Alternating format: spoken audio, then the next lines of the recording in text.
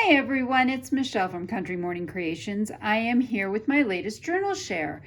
This is something that I've had so much fun doing. It has taken me forever to put this journal together. I think I started it well over a month ago and really just finished it up today. And my biggest challenge was to come up with something very different from what I usually do. And I wanted something that had a different kind of binding. I didn't want to use any digital kits, so this has vintage papers and Tim Holtz papers and sari silk and all kinds of embossing and all kinds of other stuff. And so I really had a lot of fun with it. For the cover, just go ahead and start here at the front. This is that hardboard melamine that I love to use, and it's covered with this grungy linen. Then starting at the top, I have a tag. It's actually a little tag that I've made out of embossed manila folder. And then this is a Tim Holtz die cut that I've added the two little brads, I guess that's what those are called, with some coffee dyed paper in it, some sari silk, a bulb pin, and a Tim Holtz heart right here. This is also Tim Holtz, and then this paper is also Tim Holtz. And I am obsessed with crackle right now, the crackle paste, and so that is done in crackle paste. Lots of sewing on the cover as well. This is a piece of French paper out of a book, and I've done some stamping on it, some sari silk here, a button with another piece of ribbon under it, and some more lace underneath all of that. Now, when I say this is chunky, it is 160 pages. It has 5 signatures, so it is chunky. And what I love about this binding is this binding will allow to add more even to it. So it can collapse and expand, which is kind of cool. If you'd like to see how I created this binding, there is a completely separate video on how I did this. I will link it below, and it is also the video just prior to this one in my feed. Then on the back, I did a little fancy piece here. It's some stamping that I did on some manila cardstock. Again, some of this lace and sari silk, and then this is actually a little tiny piece of wax that has a flower in it. It's hard to see. It would have been very delicate, but because I did it in wax, it's pretty solid. It's not going to go anywhere. Then the whole thing is closed with sari silk. Oh, before I go any further, let me do the back. So on the binding, you may have noticed there is all these strings hanging down, and originally I tied them, and then I decided I wanted to hang dangles from them, and of course now they're all in a big knot. They weren't earlier. Let's see if I can get these to come apart again. Just real gently pulling these apart and seeing if I can get these to unknot themselves. Good luck with that, right? So I think, there we go, they're coming apart. But what you'll notice is that each signature has a set of 2 beads hanging. So for example, this one is a set of beads and a butterfly. The next one, let's see if I can do, actually I may just sit this down again. The next one is a set of, again, beads, and this one is a crown. I'll bring that up so you can see that a little better.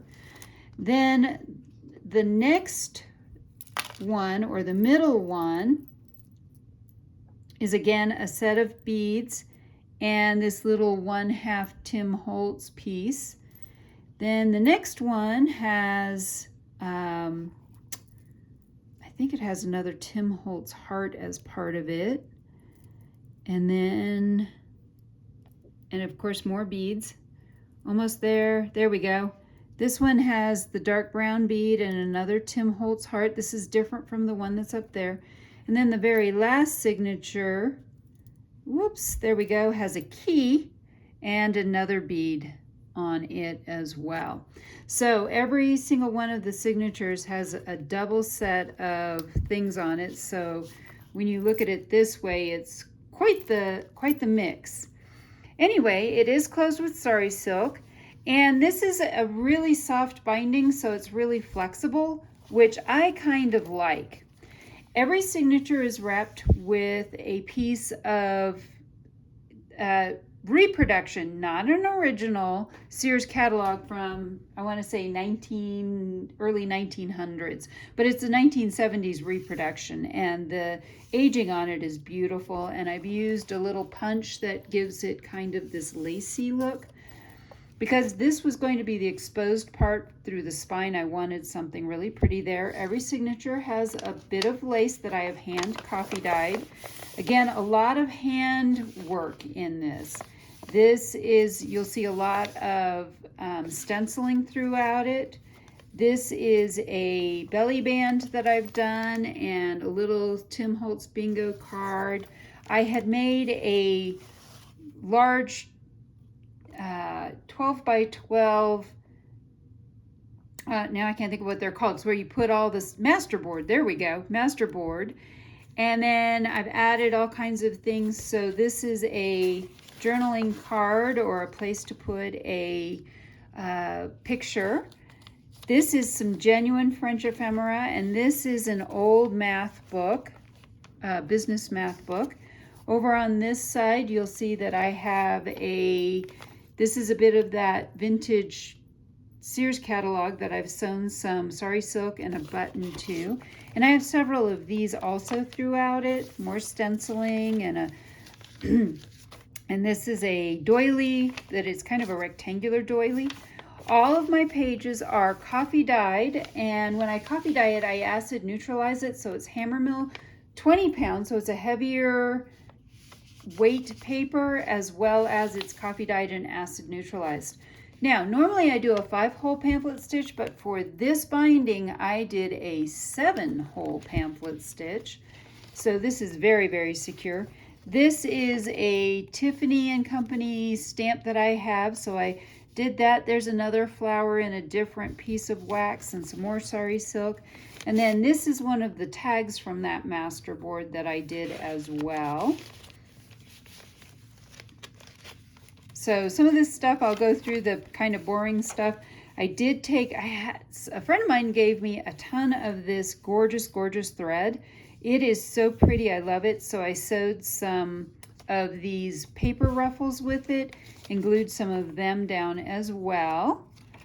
And a little bit more stenciling. And so you can see that because it's really flexible and soft, you can set it down and make it pretty well flat wherever you are in the journal. So some more of the coffee dyed paper. That's a Tim Holtz vellum. More of that, this was another part of that masterboard, and a tag. This one also has the a wax seal on it. I had a lot of fun. I just made a whole bunch of them and then glued them on. This is some different sari silk with a button and that same piece. Some genuine, I don't know what this was. We'll see what the date, 1928. So that's a really old piece of ephemera. And this is from an alphabet book. And I did another one of these paper ruffles and backed it and added a wax seal to that. This is just clipped to it, and this is another one of those tags, and then this flips open so you could hide things inside of it. And let's see, more of that vellum. Then we have more sari silk here. This is a so that actually says May 23rd, 1920. This is some genuine old stuff. A ledger page. Again, another tag. This one has a little button and lots of sewing here. Again, another wax seal with just some ribbon behind it. And this has all been glued to this piece of, this is tracing paper. It's a heavier tracing paper. This is it's a Japanese paper, and I cannot remember what it's called. I did get it from Amazon, so I had to include that. And this is some music from a book that I have that has some old ones. I love this. This is Polly Wolly Doodle is the song, and it's an old song that I will not sing for you. You will appreciate that. But it's an older song, and my dad used to sing it to me all the time. Some more of the paper ruffles. This is just some lace that I've sewn on, and it's a tuck spot for this tag. More of that paper. I just love the sound of that, right? More of that kind of paper. This is the other half of that ledger piece, and then I've just clipped this piece of, clipped this journal card to it. And let's keep going. More old pieces. This is actually not old. I just coffee dyed it. It came out gorgeously dark. Yes, I did include some Edith Holden in here. I love these mushrooms. This is just a collage that I put together using some of, that's part of the master board, and then this is some Tim Holtz things, and then this is this tape that I have. It is actually a digital kit that I have for sale on my Etsy that I printed out on clear sticker paper and cut it up, and I'm using that as tape. A paper bag with another large card in it, some typewriter. This is from a typewriting book. And then we have some more sari silk with another button. The other half of this, which has another card in it. Let's see. Oh, to the back of this I just did another ruffle using this with some of the leftovers from that other tape. And then the last signature, I have all kinds of things. I layered this up. This is actually a little tuck spot here for that. And again, crackle paste. I could not resist.